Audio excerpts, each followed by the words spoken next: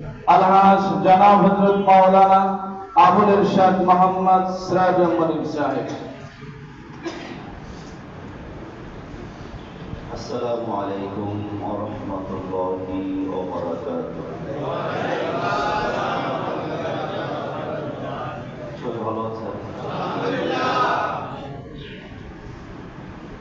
ইন্নাল হামদুলিল্লাহ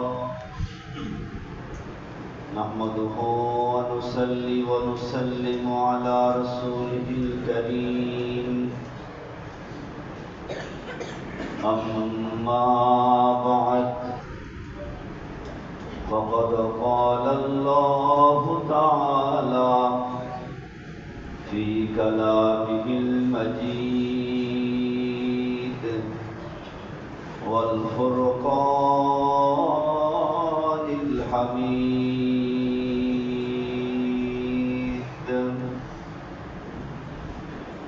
মোহাব্বতের সাথে আমার সাথে সাথে করুন আউযু বিল্লাহি মিনাশ শাইতানির রাজীম। বিসমিল্লাহির রাহমানির রাহিম।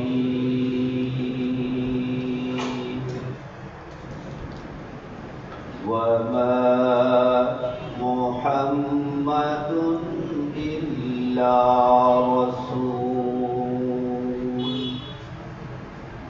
قد خلت من قبله الرسل أفإن مات أو قتل انقلبتم على أعقابكم ومن ينقلب على عقبيه فلن يضر الله شيئا وسيجزي الله الشاكرين. وقال الله تعالى في آية أخرى ظهر الفساد في البر والبحر بما كسبت أيدي الناس ليذيقهم بعض الذي عملوا لعلهم يرجعون. صدق الله مولانا العظيم. محبت الشهد تشرف اللهم صل على سيدنا ونبينا وشفيعنا وحبيبنا ومولانا محمد صلى الله عليه وعلى آله وأصحابه وبارك وسلم. أما بعد معزز مكرم واجب الاحترام রাজবাড়ির প্রাণপত্রে অবস্থিত আজকে পবিত্র সিরাতুন নবী উপলক্ষে ওয়াজ মাহফিলের প্রধান আলোচক আন্তর্জাতিক খ্যাতিসম্পন্ন ইসলামী চিন্তাবিদ জনাব হযরত মাওলানা আল্লামা জুনায়েদ বিন হাবিব সাহেব দামাত বারাকাতুহুল আলিয়া। সম্মানিত সভাপতি অত্র মাহফিলের অত্র মসজিদের সম্মানিত খতিব জনাব আলহাজ হযরত মাওলানা ফজল হুসাইন আব্বাসী সাহেব, আমার আগে ওয়াজ করেছেন জনাব হযরত মাওলানা আলাউদ্দিন আলাদাত সাহেব সহ উপস্থিত উলামায়ে কেরাম, উলামায়ে হযরত, আমার হোম ডিস্ট্রিক্ট রাজবাড়ী শহরের প্রাণকেন্দ্রের সুধী মণ্ডলী, আমার প্রিয়জনেরা, আমি গুনাহগার মহান আল্লাহ রাব্বুল আলামিনের দরবারে অসংখ্য অগণিত শুকরিয়া আদায় করছি।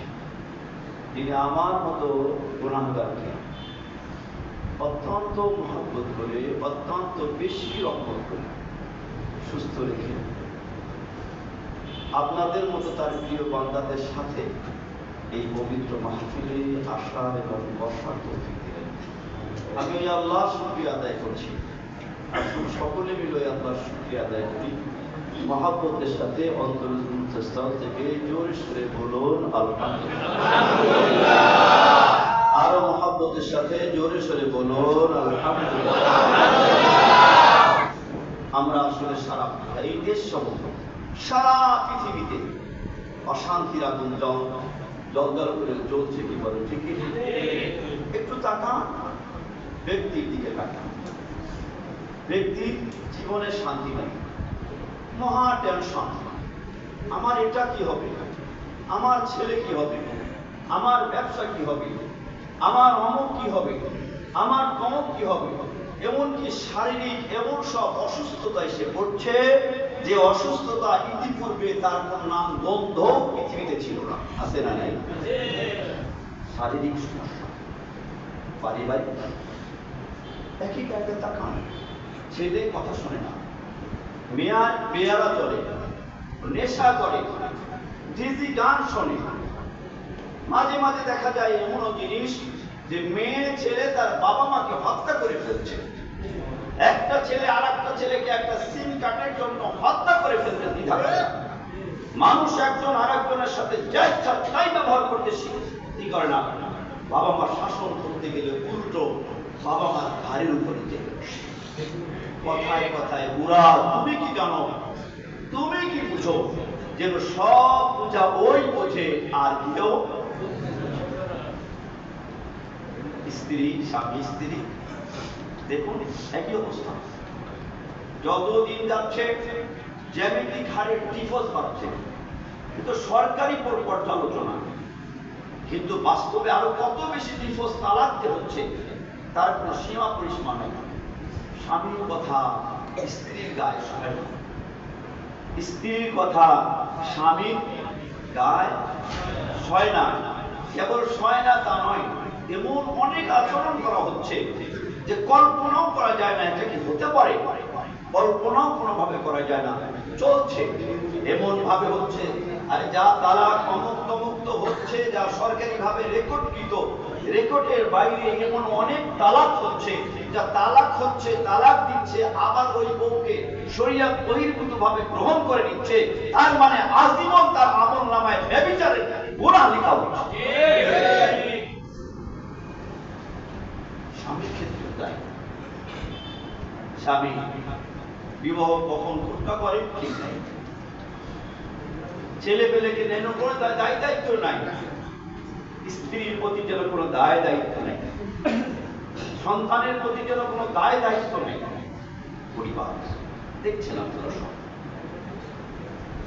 সমাজের দিকে তাকান, সমাজ কি হচ্ছে।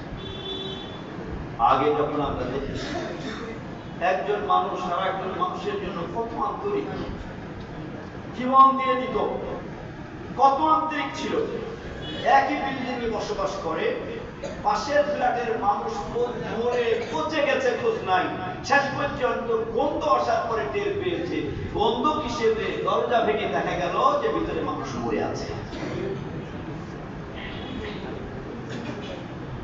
ন্যায় বিচার সুবিচারের কোনো আশা করা যায় না।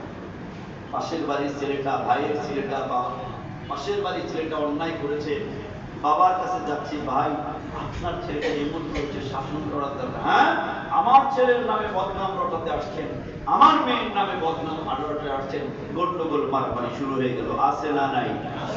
জোরে বলতে হবে, আছে না নাই?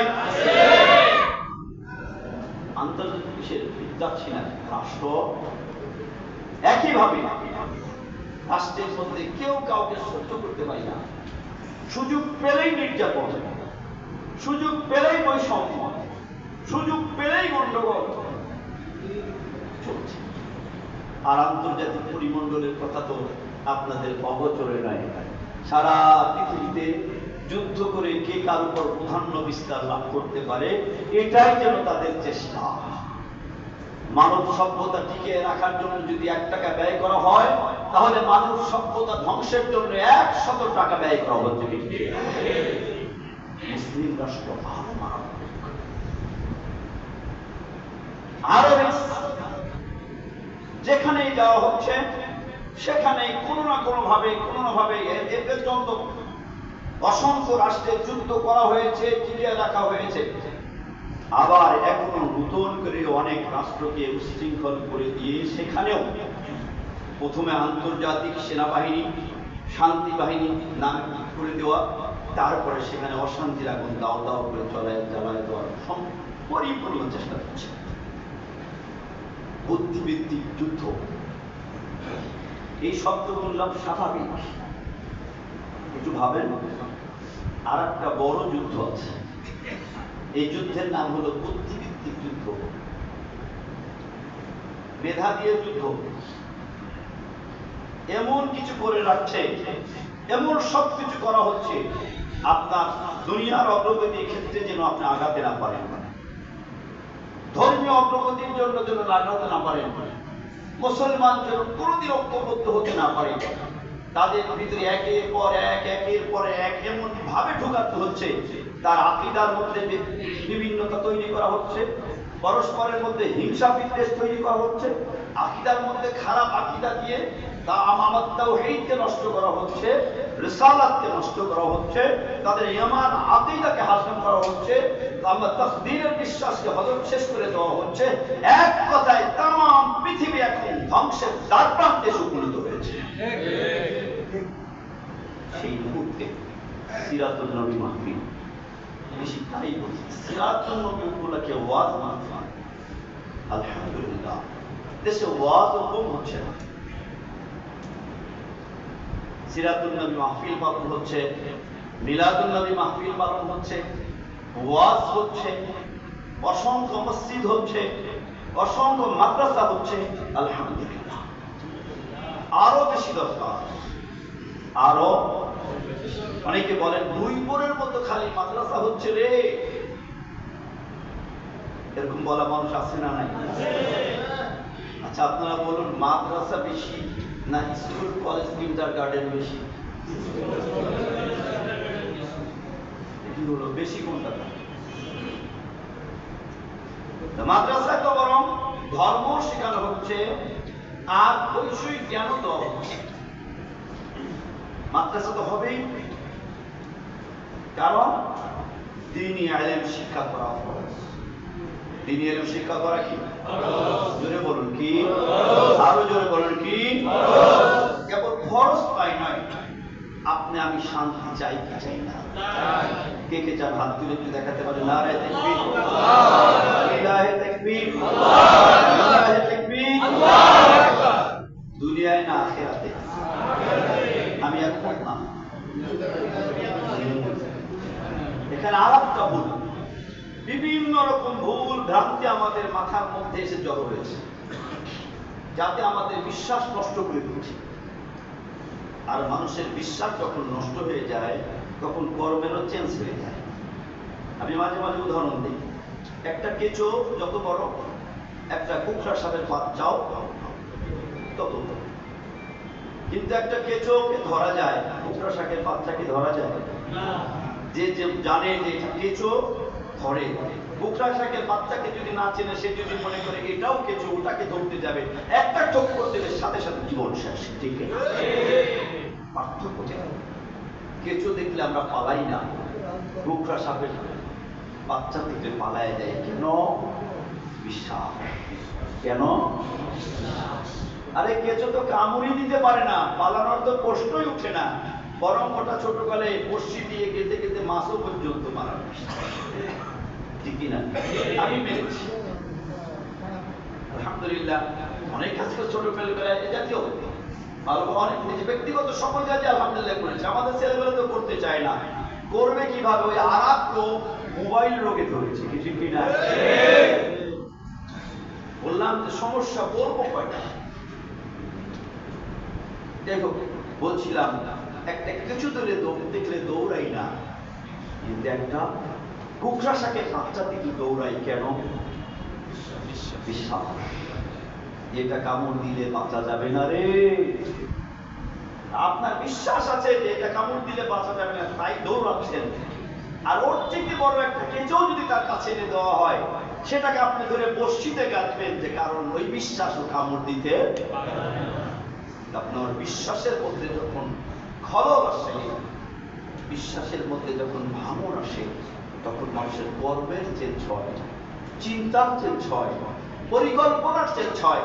এই জন্য পৃথিবীতে যত নবী এবং রাসূল এসেছেন, প্রত্যেকের বিভীষণ ছিল, প্রত্যেকের মিশন ছিল প্রথম বিশ্বাসকে চেঞ্জ করো, বিশ্বাসকে চেঞ্জ করে বাতিল বিশ্বাসকে চেঞ্জ করে হক বিশ্বাসের মধ্যে আসো। বিশ্বাস করো তোমার মালিক, তোমার খালেক একমাত্র আল্লাহ, আর কেউ নাই। বলে দাও লা ইলাহা ইল্লাল্লাহ মুহাম্মাদুর রাসূলুল্লাহ। বলো লা ইলাহা ইল্লাল্লাহ। বিশ্বাস। কথাটা আসলে এখান থেকে যে আমরা শান্তি চাই কোথায়? দুনিয়ায় না আখিরাতে? দুই জায়গায়। কেন দুই জায়গায়? কথা একটু বললাম না, কেন দুই জায়গায়? মূল আলোচনায় সিরাতুন নবীতে আসবো, ওয়াজে আসবো। কেন দুই জায়গায়? আল্লাহ রাব্বুল আলামিন নিজেই দুই জায়গায় করতে বলেছেন। হ্যাঁ, যদি আমাকে বলা হয় এমন পরিস্থিতি আসে যে দুই জায়গা রক্ষা করা যাচ্ছে না, তখন এক জায়গা। তখন কয় জায়গা? তখন কয় জায়গা? সেইটা কোথায়? এই জায়গা। এই যে বললাম, এখানেও একটা বিশ্বাসগত ভুল চলছে আমাদের। আমরা যখন বিশ্বাস করছি ইসলাম পালন করলে লাভ আছে, তবে মরার কথা বলতে হবে। মরার যখন বিশ্বাস করছি সিরাতুন নবী রাসূল পাকের সিরাত গ্রহণ করলে লাভ আছে, তবে মরার শয়তান ওয়াসওয়াসা দিচ্ছে, এই মূর্তি এখনো বাকি আছে। তুই না এখন কেবল 20 বছর বয়স, তোর বয়স এখন 35, তোর বয়স 60, কত সুস্থ, এখনো সুযোগ আছে, এখনই নামাজে যাওয়ার দরকার নাই, এখনো হজ করার বয়স হয় নাই। এই বয়সে তো একটু একটু কাজ করবি না, কেন একটু কর, তারপরে ভালো করে তওবা তিল্লা করে নিবি। মন বলছে ঠিকই তো, আমার দাদা পড়েছে 99 বছরে, বাপ পড়েছে 79 বছরে, আমি তো 70 কমে মরবো না। আপাতত চালায়া যায়, পরে তওবা তিল্লা করে সহিশুদ্ধ হয়ে যাবো। এরকম আছে না নাই? কিন্তু বাস্তবতা কি? কষ্ট হচ্ছে আপনাদের? কিন্তু বাস্তবতা কি? বাস্তবতা হলো আল্লাহর কসম করে বলি, আল্লাহর কসম করে বলি, আল্লাহর কসম করে বলি, যেখানে আপনার জীবনের যে অংশ থেকে ইসলামকে বিদায় দিবেন, জীবনের যে অংশ থেকে রাসূল পাকের সিরাতকে বিদায় দিয়ে দিবেন, জীবনের যে অংশ থেকে রাসূল পাকের নমুনাকে আপনি বিদায় দিয়ে দিবেন, আবার আল্লাহর কসম করে বলি, সেখানেই দুনিয়ার উপরে, দুনিয়ার মধ্যেও আপনার উপর গজব নাযিল হবে। এটা কেবল কোরআন সুন্নাহর আলোকে বলছি না, বাস্তবতা বলছি। যদি বাস্তবতা পরীক্ষা করতে চান, আসুন প্রত্যেকটা জায়গা দেখুন। দুই একটা শুধু বললাম টক টক টক টক করে পড়ে যেতে হবে, কোনো মুহূর্তে ছেড়ে দিতে হবে না। মদ খাওয়া জায়েজ না হারাম? জোরে বলো। মদ যদি আমরা খাই, আমরা ভাত খাওয়া কি জায়েজ না হারাম? জায়েজ। আঙ্গুর খাওয়া, খেজুর খাওয়া, ভাত পচায়ও মদ বানানো যায়। আগে তো এরকম মদই বানানো, খেজুর পচায়ও মদ বানানো যায়। আধুনিক মদ যেগুলো বানায়, ওগুলো পচায় পচায় বানায়, বিভিন্ন ফল অমুক টমুক পচায় বানায়, কিছু চাষ না। ভাত পচাতে আল্লাহ, ভাত খেতে আল্লাহ নিষেধ করলেন না, ওই যে পচায় মদ বানাইলে কেন নিষেধ করলেন? আল্লাহর ক্ষতিটা কি? রাসূলের পাক কেন নিষেধ করলেন? জীবনে রাসূলের পাক সাল্লাল্লাহু আলাইহি ওয়াসাল্লাম এক ফোঁটা মদ তার জিহ্বার উপরে দেন নাই। জোরে বলুন না সুবহানাল্লাহ। কেমন রাসূল, কেন সিরাতুন নবী আমরা আলোচনা করি? কেন রাসূল পাক সাল্লাল্লাহু আলাইহি ওয়াসাল্লামকে জানতে চাই, মানতে চাই? জীবনের প্রথম থেকে তাকান সিরাত। মাঝখানে একটু বলি, সিরাত অর্থ কি তাও আমাদের বুঝতে হবে। সিরাত মূলত অর্থ আসে চরিত্র, সিরাত অর্থ আসে মাযহাব, সিরাত অর্থ আসে তরিকা, মানে রাসূলের তরিকা। তবে সামগ্রিক সিরাত হলো রাসূল পাক সাল্লাল্লাহু আলাইহি ওয়াসাল্লামের জীবনের প্রথম থেকে একদম ইন্তেকাল পর্যন্ত পুরাটাই সিরাত। জোরে বলুন সুবহানাল্লাহ। রাসূল পাক কোন সময় এসেছিলেন, মর্যাদাটা কেমন ছিল আপনারা জানেন। আমি ওই আলোচনায় যাওয়ার সুযোগ নেই, আলোচনায় যেতেও চাচ্ছি না। যে পয়েন্টের উপর আছে একটা পয়েন্টেই থাকতে যেতেন, শুধু বোঝার জন্য বলছি। এতে মদের আলোচনা আসলো। তামাম সৌদি আরব মদের এত প্রচলন ছিল যে যেদিন মদ দ্বিতীয়বারের মতো, প্রথমবার হালকা নিষেধ করা হলো, তারপর আরেকটু দিব্যি নিষেধ। প্রথম বলা হলো লা তাকরাবুস সালাত ওয়া আনতুম সুকারা, নামাজের তোমরা নেশাগ্রস্ত অবস্থায় নামাজের কাছে যেও না। 2 নম্বরে বলা হলো ইয়াসআলুনাকা আনিল খামরি ওয়াল মাইসির কুল ফীহিমা ইসমুন কাবীর ওয়া মানাফিউ লিন-নাস। হাবিব আপনার কাছে মদ এবং জুয়া সম্পর্কে জিজ্ঞাসা করেন, আপনি বলুন মদ এবং জুয়া এগুলো বিলসিসমিক আমালি শয়তান, এগুলো শয়তানের না। প্রথম বলতে ইয়াসআলুনাকা আনিল খামরি ওয়াল মাইসির কুল ফীহিমা ইসমুন কাবীর ওয়া মানাফিউ লিন-নাস। আপনি বলে দিন যে এগুলোর ভিতরে বড় বড় গুনাহ, তবে একটু উপকারও আছে, একটু উপকারও আছে, কিন্তু গুনাহটা কত বড়। ওয়া ইসমুহুমা আকবারু মিন নাফইহিমা। মদের যে উপকার আছে এর চেয়ে মদের ক্ষতি অনেক বড়। আপনি বড় ক্ষতিটা নেবেন না ছোট ক্ষতি নেবেন? বড় ক্ষতি থেকে বাঁচবেন না, আপনি বাঁচবেন না। ছোট উপকারের জন্য বড় ক্ষতি নিতে রাজি আছেন কে? একটু হাত তুলুন। হ্যাঁ, ছোট উপকারের জন্য বড় ক্ষতি নিতে রাজি আছেন? 5 টাকা লাভের জন্য 500 টাকা লস দিতে রাজি কে কে আছেন? এই কথা বললেন 2 নম্বর। 3 নম্বরে বললেন একদম চিরতরে হারাম। এই 3 নম্বর তৃতীয়বারে যখন হারাম করলেন, এইটা হয়েছিল মদিনাতুল মুনাওয়ারায়। কখন হয়েছিল? মদিনাতুল মুনাওয়ারা। মদিনাতুল মুনাওয়ারায় যখন এটা হলো, তখন সিরাত গ্রন্থসমূহে বর্ণনা আসছে মদিনায় এত পরিমাণ মদ ঢেলে দেওয়া হয়েছিল যে মদিনার অলিতে গলিতে মদের স্রোত হয়ে গিয়েছিল। তাহলে কি পরিমাণ মদ সেখানে ছিল। আমার প্রিয়জনেরা, আল্লাহর হাবিব এই মদের মধ্যে থেকেছেন, কিন্তু একবারের জন্য এক ফোঁটা মদ ও তার মুখের মধ্যে পাওয়া দিন না। এত চমৎকার ছিল। আল্লাহ হেফাজত করেছেন। কে হেফাজত করেছেন? যেটা বলছিলাম প্রিয়জনেরা, যে এই যে মদ, আজকে রাস্তায় রাস্তায় লেখা হয় নেশা খাবি খা মারা যাবি, নেশার বিরুদ্ধে 0 টলারেন্স। তারপরেও প্রায় সকল গ্রামে মদ ঢুকেছে। ঢুকছে কি ঢোকে নাই? ঢুকেছে কি ঢোকে নাই? কিভাবে ঢুকলো? অবশ্যই ফেরেশতারা এসে দিয়ে গেছে। লিখে দিল শয়তান। হ্যাঁ, শয়তান ঠিকই। মিন শাররি ওয়াসওয়াসিল খান্নাস মিনাল জিন্নাতি ওয়ান নাস। মানুষ শয়তান। মৎস্য গ্রহণ করে কারা? আলোচনা দীর্ঘায়িত হয়ে যাচ্ছে। বলছিলাম যে মদ, আমার প্রিয়জনেরা, তামাম পৃথিবীর মানুষ যদি মদ খেয়ে বিদুর হয়ে পড়ে থাকতো, আল্লাহ রাব্বুল আলামিনের কি কোনো ক্ষতি ছিল? কোনো ক্ষতি ছিল? কোনো ক্ষতি ছিল না। তাহলে মদ কেন আল্লাহ হারাম করলেন? মদ হারাম করলেন এই জন্য যে মদ যদি মানুষ খায়, তাহলে আল্লাহ রাব্বুল আলামিন বলে দিয়েছেন দুনিয়ার বুকেই মানুষ স্টমাক নষ্ট হবে, শ্রীকার কুকুরের মতো সে মারা যাবে। বিধায় মদকে হারাম করে দেওয়া হয়েছে। রাসূল পাকের সিরাতের মধ্যে জন্য বলছি, ইসলামের কথা বলেন, তুই চলে আসছে, আমি আর কথা পারবো না। আল্লাহ কবুল করে দেবেন, আমিন। একটা বিশ্বাসের জন্য আমি আপনাদের আবেদন রাখছি।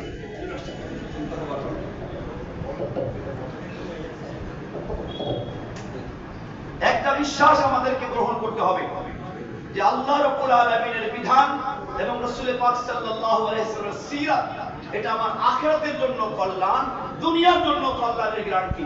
এর বাইরে আখিরাত কেন, দুনিয়াতেও শান্তি পাওয়া যাবে যাবে এই বিশ্বাসটা নিয়ে কি যেতে পারবো আমরা ইনশাআল্লাহ? যেতে পারবো ইনশাআল্লাহ? কে কে নিয়ে যেতে পারে? হাত দিয়ে আল্লাহকে দেখা জন্য নারে তাকবীর, কবুল করে দেবেন, আমিন। আমার জন্য দোয়া করবেন, সকলের জন্য দোয়া। আসসালামু আলাইকুম ওয়া রাহমাতুল্লাহি ওয়া বারাকাতুহু।